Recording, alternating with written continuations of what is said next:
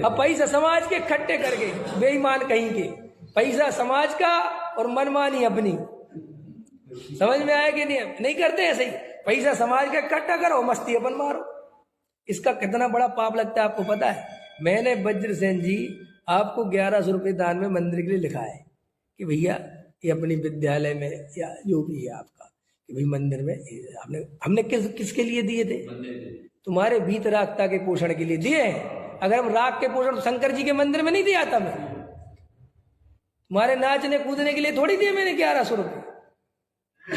नाचना कूदना तुम्हें है, म्यूजिशियन तुम्हें बुलाना है, और 1100 रुपये किसके लगा रहे हो? तो पाप लगेगा। क्यों? विवेक से पूछा तुमने कि भाई तुमने म्यूजिक में दे रहे हो? इसलिए अपन के यहाँ आपको नहीं पता, अभी समय निकल गए। इतने ईमानदार लोग रहे अपने जिन शासन में, आप कल्पना नहीं कर सकते। डॉक्टर साहब बहुत गजब के थे इस मामले। खाने बने थे जयपुर में, जाना कभी दान देने के, शास्त्र में देना है, पूजन में देना है, भोजन में देना है, समझ में आए? काय में देना है बताओ?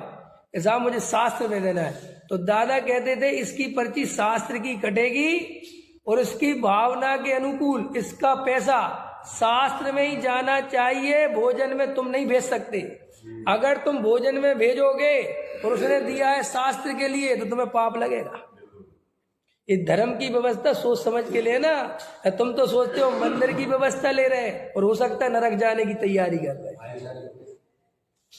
बहुत खतरनाक है। तुम तो सोचते हम तो मंदिर की सेवा कर रहे हैं, लेकिन तुम जो मायाचार कर रहे हो, झूठ फरेब बोल रहे हो, किसके लिए बोल रहे हो? क्या कर रहे हो?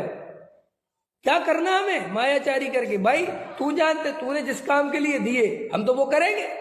तू दान दातार का अर्थ क्या है? भाई तुमने कहा कि वज्रसेन जी ने कहा कि ये विवेक जी ये पैसा मैं एक साथ छपवाओ, और मैंने कहा ठीक है जी। तो तुम्हें वचन दिया कि नहीं? तो तुम बाद में चले गए भैया, और हमने तुम्हारा पैसा उठा के कहीं और लगा दिया, ना साथ छपवाया, तो हम पापी हुए कि नहीं? पहले ही बताओ। और अपन ऐसे हर मंदिर वाले नहीं कर रहे। आज कोई हिसाब दे रहा है कि तुमने काय के लिए पैसा लिया तो तुम कर क्या रहे हो? बोलो। हम जो मंदिर सजा रहे, हमने समाज से मीटिंग करी कि भाई हम आपके पैसे से ऐसा ऐसा करने जा रहे हैं, आप राजी हो क्या? आपको पता नहीं है ये लोक विरुद्ध कार्य कहलाता है, अन्याय अनीति में जाएगा। और तुम बड़े खुद ही चिल्लाते हो अन्याय नीति बख्शवारे को संवेदन नहीं होगा। सबसे बड़ा अन्याय नीति यही है। हम 2 रुपए की चीज 3 रुपए में भेज देंगे, हमें उतना पाप नहीं लगेगा। समझ में? जितना पाप तुम्हें लगेगा धर्म कार्य करते हुए, तुम्हें यही नहीं पता। इसलिए बोल देखो अन्य क्षेत्रे कृतम पापम धर्म क्षेत्रे विनश्यति, और धर्म क्षेत्रे कृतम पापम वज्रलेपो न भविष्यति।